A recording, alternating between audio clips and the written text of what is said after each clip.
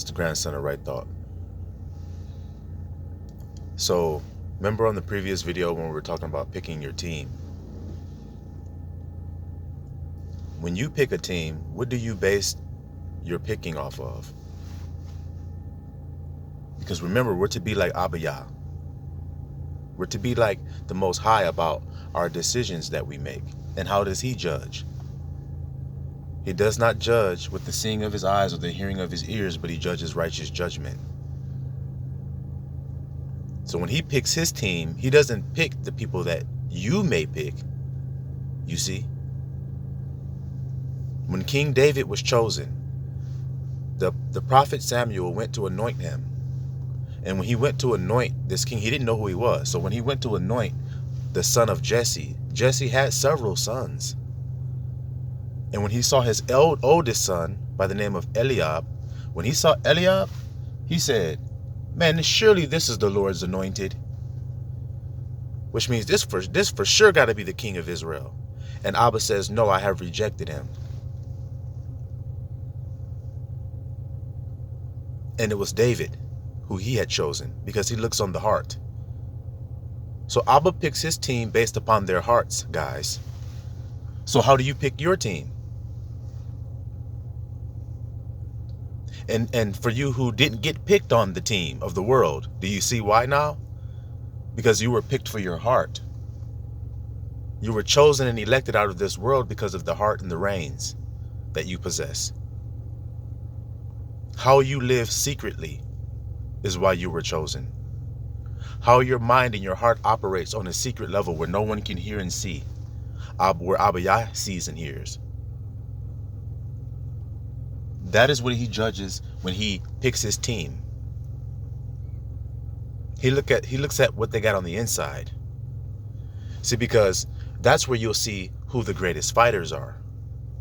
The ones who have the biggest heart. The ones who have the most heart will fight to the death.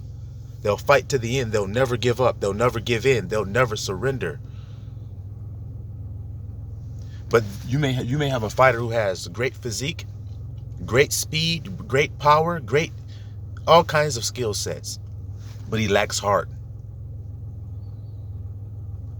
There was a fighter by the name of Arturo Gatti, and he didn't have all the greatest skills. He wasn't the fastest fighter. He wasn't the most powerful fighter. He had a good punch, but he wasn't the most greatest fighter there is. He didn't have the greatest footwork, the greatest coordination, the best defense. He didn't have those things, but he had great heart. So just when it looked like he's down and out, his face is busted to shit, his eyes are closed, he can't hardly see, he's staggering around, just when it looks like it's over, he throws one of those haymakers and knocks the other guy out, wins the fight, goes out on his shield, as they say. A fighter with great heart. You can't teach that. You can't give him that. That's God-given from above. So that's what Abba's looking at when He judges. The heart. How compassionate is it? How patient is it? How kind is it? How long-suffering is his heart? How selfless is it? How caring is it? Those are the qualities He's looking at. Were those the qualities you were looking at when you got married?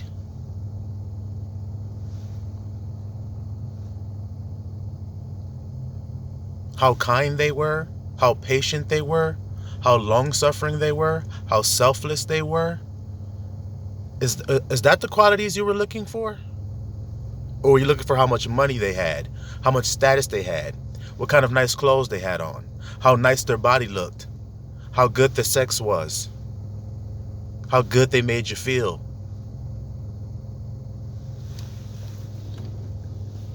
And that's why you didn't win no championships. That's why the team fell apart. That's why niggas got traded. You see?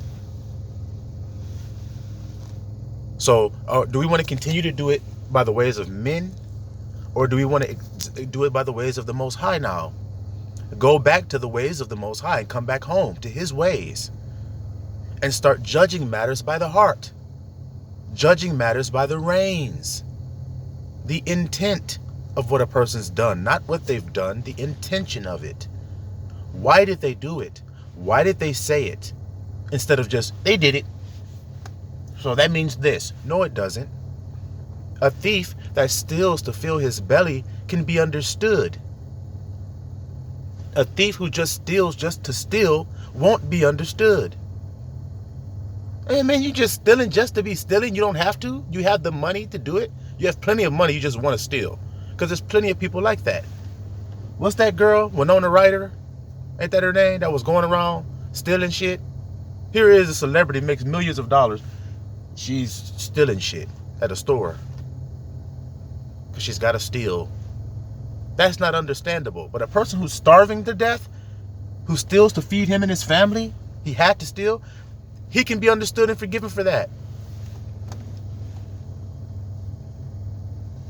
He was in a desperate situation, so you should be able to understand it.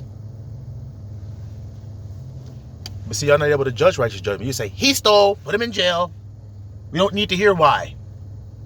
They don't need, that's not even considered in the trial, why he did it. It's just, it is. They call it motive. But your motive can't be, I was starving to death. I was desperate as hell, starving. So yes, I took the little pie out the window. Y'all feel me though? Y'all have to judge righteous judgment when you're picking your teams. When you're picking your friends, your spouses, your group. You have to understand that. Are you judging righteous judgment or are you just judging because you think this person's cool? They're funny. You get along with them. Y'all have a good time.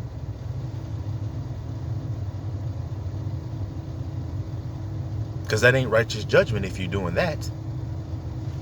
If you're allowing things to come into your life based upon how you feel that moment, then you'll be in bad shape. Because you'll constantly be going through loops. Constantly. Looking for momentary satisfaction, then you'll just be jumping through loops over and over and over and over and over again. Until you start to judge righteous judgment of the things that you're looking at. Okay, hold on, wait a minute. Let me stop taking some inventory here. Look at what I'm really looking at. Really look at it. Really analyze it. Is this person good for me? Well, they're not kind to me. They're not patient with me. They always got an attitude. They're always being angry and mean. So maybe that's not a good person. But they look good though. They look good. So fuck it. I'm gonna just hang in there. A lot of people doing that shit. Yeah, she just too fine, bro. She looked, that body just, that ass looked too damn good, bro. You don't understand, that girl looked too good. You ain't judging righteous judgment, bro. You not. You being deceived by looks. That's a pig with a gold ring in her snout. And you thinking that it's something, you got a prize. Yeah, you got a surprise, nigga. That's what you got. You ain't got no damn prize. Your ass got a surprise. Shit, a lot of you niggas right now today is getting surprises. Your ass ain't getting prizes. You think you did. You stood up there in the altar. Yeah, I got your ring on your finger. We're going to do it. You're all excited. Can't wait to go home and have sex without any guilt. Y'all been fucking all this time for four or 5 years. Now y'all married. You think I can do it righteous now. You go home, then that bitch change on you so fast. All that shit you used to see, all that smell good, looking pretty, and her hair looking crazy as hell. It used to be a sweet smell, now there's a stink. You're like, what the fuck? What happened to the... You got a surprise, nigga. You thought you had a prize. Your ass got a surprise. Same thing with y'all sisters. Y'all doing the same thing. Oh, he's got a great job. He makes 6 figures. He's 6 feet 4 inches tall. He's this, he's that, blah, blah, blah, blah. This nigga got 7 personalities. He got split personalities, call himself all kind of different names and shit. Switching, changing on you and shit. One day he's acting one way, the other day he's acting a different weird ass way. Got all kind of secret shit. Don't show your shit, don't tell you. You're like, what the hell? When we were dating, everything was perfect. Then we started living together, things started to change quite a bit. You got a surprise, sister. You didn't get a prize, you got a surprise. So stop getting surprises, y'all. and just get a prize today. Judge righteous judgment and you'll get a prize like Abba got when he chose King David. He got a prize. He didn't get no surprise. He got a prize. He knew David's heart. A man after God's own heart. See? So the same goes for you guys today. Search the heart and the reins of everything that you're dealing with, and you won't be fooled. You won't get no surprises. Shalom Yisrael.